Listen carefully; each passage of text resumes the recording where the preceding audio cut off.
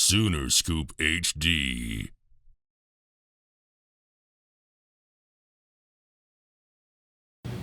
When you go back and look at Saturday's game, what stood out to you maybe on both sides? Things he did really well, things that you'd like to see him improve on, and just through two games, what's your assessment of where he is? Yeah, love how efficient he was throwing the football, obviously, and taking care of the football. I mean, those things are going to be huge in us moving forward the right way. But continuing to take care of the rock, man, is, again, that's where it's all going to start for us. So proud of him from that standpoint. We created some explosives. I think the biggest thing is making sure we're not taking unnecessary sacks the first, third, and sixth of the game.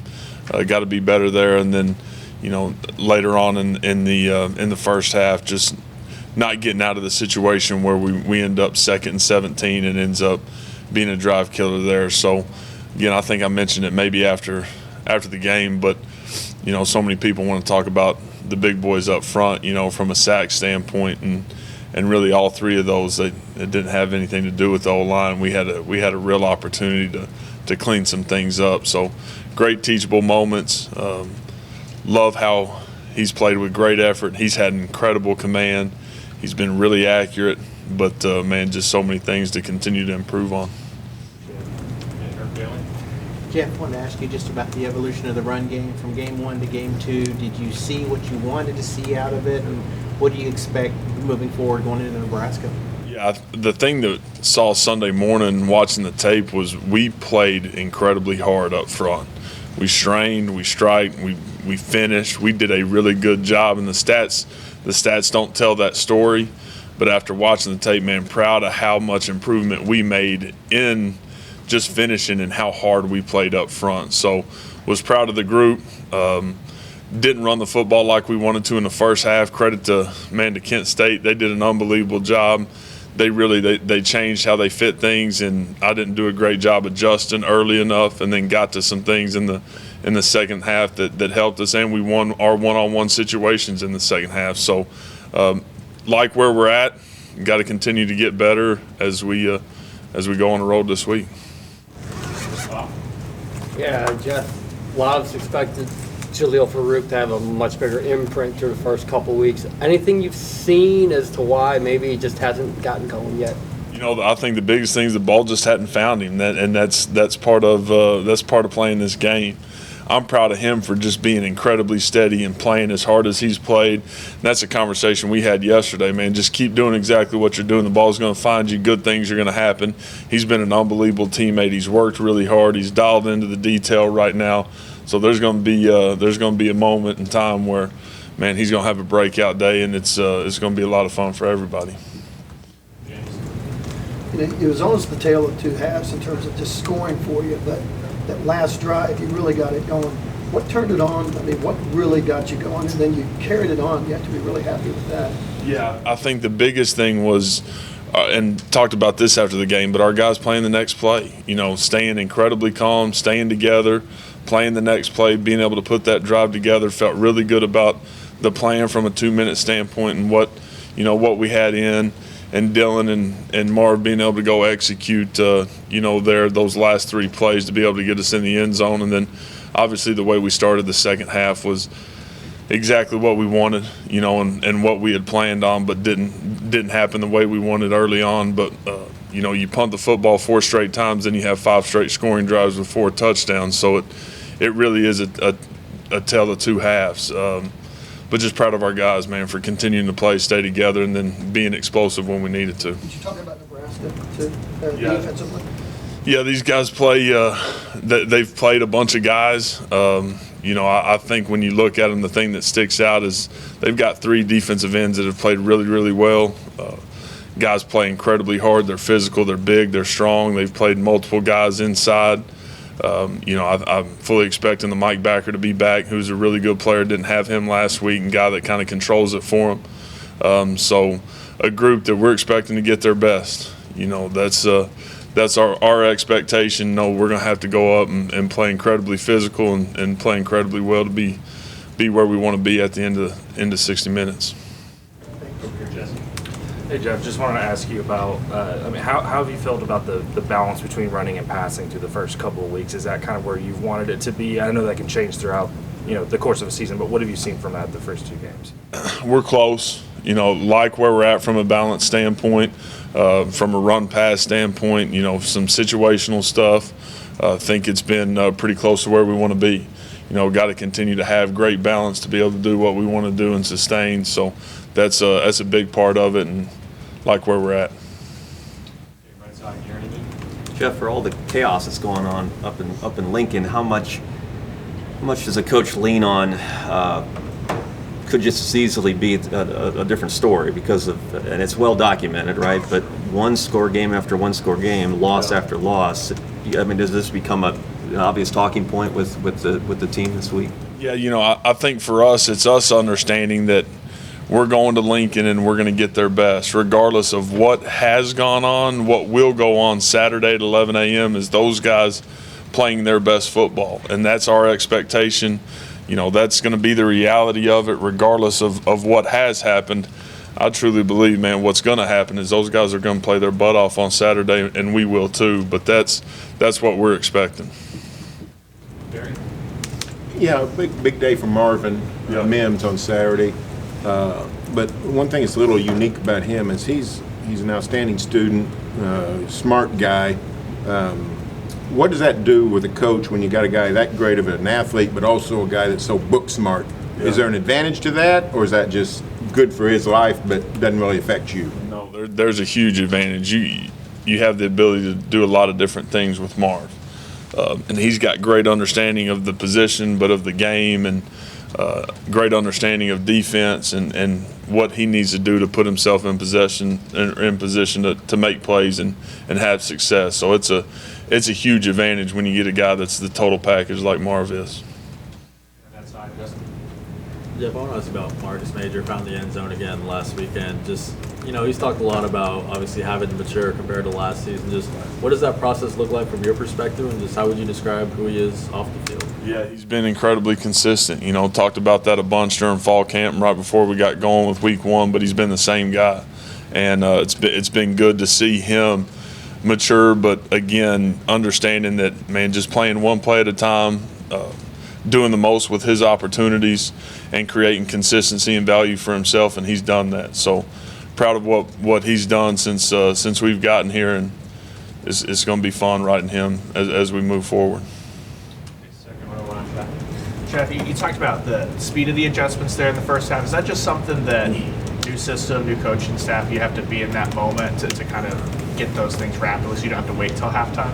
Yeah, I think the biggest thing is I probably should have been a little more aggressive throwing the football, and that was wanted to establish the run game, was a little stubborn about that probably early on, and that was something that we wanted to get going. And again, I probably should have thrown the football a few more times, but creating great balance and running the football is going to be a huge thing for us and who we are from an identity standpoint. But really, it was on me not throwing the ball around a little more early on in the game to create some air in the defense.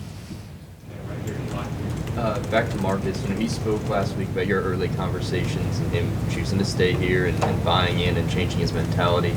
How much of that relationship and you counting on him is the way he put it, do you think has produced, as you had said, some of his best stretch here? Yeah, I think he's just taking great ownership. He's taking great accountability and being consistent, being the same guy every day, and making it a lot easier on us to know what we're getting when he's in the game. And so it's a credit to him.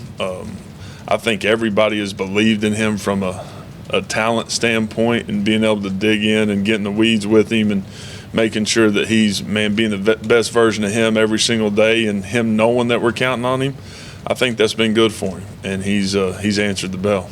How did you challenge him when you did get here and trying to get him to that place? Yeah, I think the biggest thing was just having real conversations about understanding him reaching his potential, understanding he's got a chance to be an elite player, and so what he puts in is what he's going to get out, and that's where it lays at the end of the day, and he's done a great job.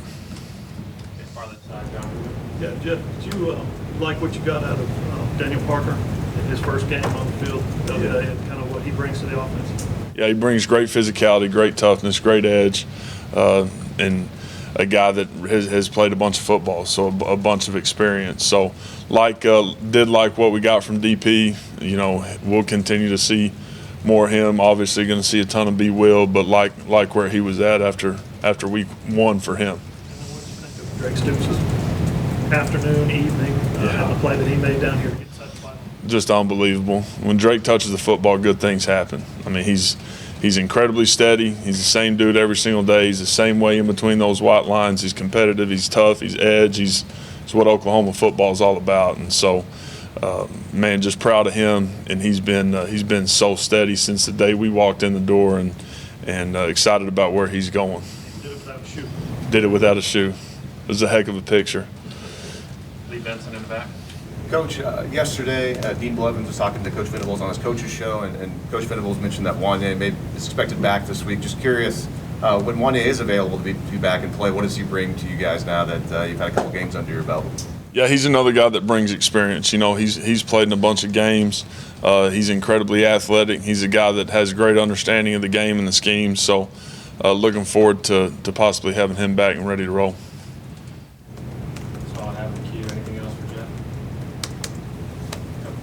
Jeff, I didn't dig into stats. I don't know this honestly. Did past stops that you had at Ole Miss, UCF, when you were the OC, did it take a little bit that first season to get everyone to get comfortable, or was there ever a time where just out of the chute it clicked immediately? Yeah, I honestly truly believe we're in a better spot than I was in or we were in as a unit at the prior stops. And again, it's because of who's catching the snap. We've got a guy that's got great understanding. We've taken great care of the football. When we've gotten the first down and been able to sustain in drives, we've played really, really fast. So, I feel like we're at a really good spot. We did not, those first 4 drives, that's not who we are, not who we're going to be. But I do like the fact that we had some challenge, and that's going to create some change and some understanding of, who we are as a unit, and being able to hold guys accountable, but also being able to, just go through something that wasn't perfect, and creating some togetherness. So that's where we're at, and I like it. Follow up: are you in a better place if it doesn't happen the way you want it right away? Or are you, as a coach, in a better place to sort of understand that there are going to be wrinkles? Yeah, there's still frustration, obviously, but again, if we're going to preach play the next play to our guys, we've got to be able to live it too. So. Understanding that we're going to run the football, we're going to take care of the football. We got to be great in the red zone. We got to be better on 3rd down. I think that's the biggest stress, is being better on 3rd down, which means being better on early downs. But again, like where we're at and where we're going.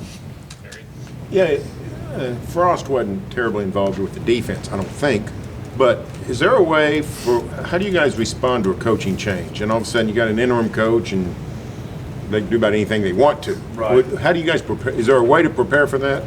I think when you look at it, the defensive side of the football, he was not involved at all, that to our knowledge. And then with him hiring who he hired offensively, obviously, I think he had stepped out of the offensive role too. But again, it's it's so much about us and us understanding we're going to get their best, and those kids will be excited to play at 11, and we will too. So that's what it's all about to us. The second half you ran the ball better. Brent, after the game, talked about some adjustments and things. You have somewhat of an experienced offensive line. The fact they handled those things and really executed. What did you think about that? It was really good, and again, after watching the tape, man, we played hard up front. I was proud of those guys and the way they strained. Really, really proud of them.